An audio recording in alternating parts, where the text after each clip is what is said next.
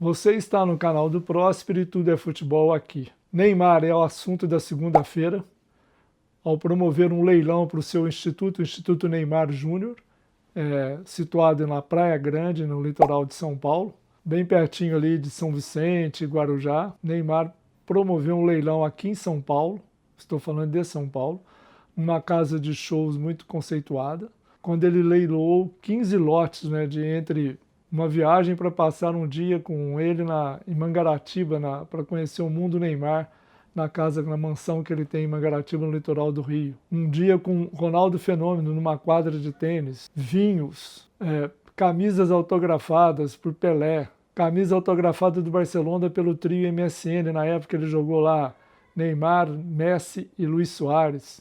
Um passeio ao Cristo Redentor no Rio de Janeiro, com direitos a fotos no braço do Cristo Redentor. Quer dizer, uma série de peças e atividades leiloadas por Neymar em benefício do seu instituto, para angariar fundos para um instituto social muito, muito bem feito por Neymar, que, segundo próprios dados do instituto, tem um impacto direto para 12 mil pessoas que precisam de ajuda, e Neymar tem instituto que atende a todo esse pessoal. Muito bonita a iniciativa do Neymar, fazendo leilão para arrecadar fundos, mas voltando ao futebol, Neymar, no momento em que estava fazendo o leilão nesta segunda-feira aqui em São Paulo, o time dele, o Santos, embarcava para Belém do Pará, onde na terça-feira enfrentaria o Remo pela Copa do Brasil no jogo de volta das oitavas de final. Lembrando que o primeiro jogo foi 0-0 na Vila no sábado, Vila Belmiro. Aliás, um joguinho muito fraco, horroroso para ser bem modesto.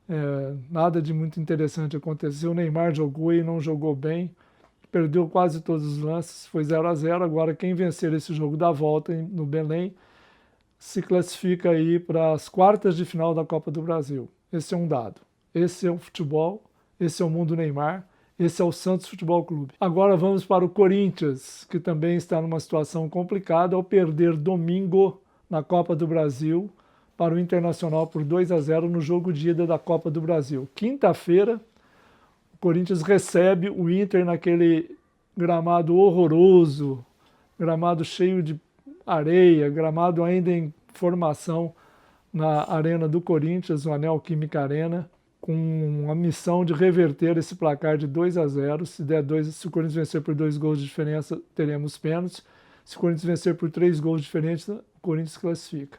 Qual que vai ser o grande chamariz deste jogo? A volta de Memphis Depay. O holandês que está fora do Corinthians desde antes da Copa do Mundo. Acabou a Copa, ele não voltou.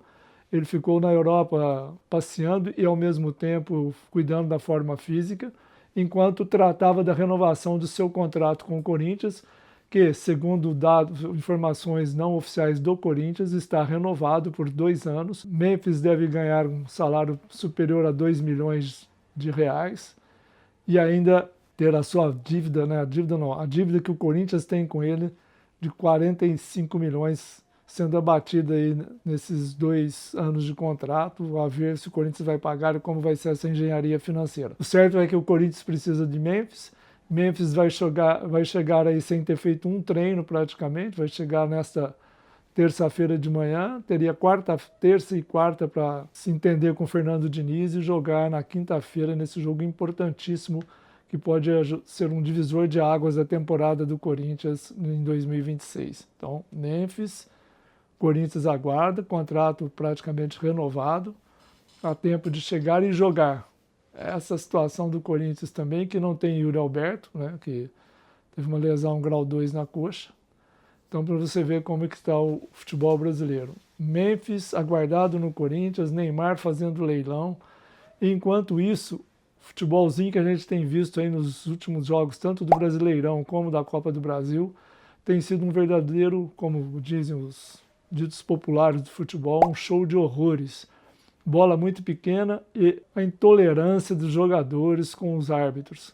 É uma coisa impressionante. Qualquer faltinha, qualquer tombo, qualquer lateral que um acha que foi do outro, vira uma rodinha, uma pressão em cima do juiz, como se ele tivesse matado a mãe de alguém. É um negócio assim assustador que os nossos jogadores, comissões técnicas ali à beira do gramado, fazem durante os 90 minutos do jogo. Os árbitros não têm sossego, isso não justifica, porque eles também são fracos, a maioria da arbitragem nossa é fraca, mas não justifica toda essa pressão em cima deles, xingamentos, peitadas, empurra, um show de horrores, como diriam os mais populares no futebol.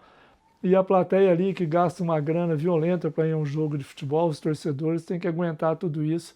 E não tem um time que não faça isso, todos os times aqui no Brasil têm feito isso. Enquanto os jogadores se debatem em campo com o juiz, xingamentos, empurrões, até troca de sopapos muitas vezes, fora dos campos os dirigentes também dão outro show de palhaçada. É uma palhaçada com notas oficiais resmungando contra erros de arbitragem, dizendo que a arbitragem favorece esse, não favorece aquele. O alvo da vez é o Palmeiras, que é o líder do Campeonato Brasileiro. Então tudo que está relacionado à arbitragem nesses últimos dias tem dito que são para beneficiar o Palmeiras. Isso o Flamengo falou, o Corinthians falou, o Palmeiras rebateu com essa presidente Leila Pereira, falando que acham isso tudo muito ridículo, mas ela também, o Palmeiras também emite notas oficiais para contestar a arbitragem, então está um balaio de gato. Os dirigentes também não se ajudam e vão depondo contra o próprio Campeonato Brasileiro, porque se há desconfiança que um clube é favorecido, então o campeonato está subjúdice, estão assim, comprometendo, né, o que é o futebol brasileiro, o Campeonato Brasileiro, que é o principal campeonato nacional, o campeonato do país. Se tem tanta desconfiança da arbitragem a favor de um time, então o próprio produto está sendo condenado pelos próprios produtores do produto, os jogadores, os dirigentes e os clubes. E a CBF passa ao largo disso tudo, aceita as notas oficiais de repúdio à arbitragem, não chama nenhum dirigente para discutir ou dar um basta nisso tudo, permite que sejam feitas essas notas oficiais, esse resmungo todo. E no dia 10 agora, semana que vem, ela promete uma reunião com todos os clubes do Brasileirão para discutir se vão ser implantadas ainda neste campeonato as novas regras do futebol determinadas pela FIFA na Copa do Mundo contra a cera, aquela coisa de não fazer a bola rolar, que foi muito bem recebida durante a Copa do Mundo, adiantou um pouco o jogo não ficou muito paralisado, e aqui no Brasil isso não acontece, nas cobranças de laterais, escanteios, faltas, no empurra-purra, na cera dos goleiros, que é qualquer coisinha cai no chão. Então a CBF está convocando uma reunião para segunda-feira com os clubes para ver se vão implantar essas novas regras ou não no nosso futebol. Lembrando que tenho quase certeza disso, que a reunião vai ser um chorume total, muito resmungo contra a arbitragem, muito diz que não diz, muita roupa lavada lá e sem um norte a ser definido, sem uma solução, que é o mais tema é por isso. Reuniões e reuniões e não vão se discutir muitas coisas e tomar pouquíssimas decisões. Ou a CBF dá um basta nessas questões dos clubes, dessa contestação da arbitragem, ou intimida também os jogadores a pararem com essa palhaçada durante os jogos, ou a gente vai continuar nesse caos e aí a gente vai concluir que um mês depois da eliminação do Brasil na Copa do Mundo, que foi no dia 5 de julho, em New Jersey, na derrota para a Noruega por 2-1, nós continuamos no mesmo estágio, ou pior, regredimos. Uma regressão total dos nossos valores de futebol que a gente tem visto aí depois da Copa do Mundo. Não aprendemos nada, não implantamos nada e continuamos questionando o nosso próprio produto, que é o Campeonato Brasileiro. Que tenham todos aí um bom dia, uma boa noite, boa sorte. Até!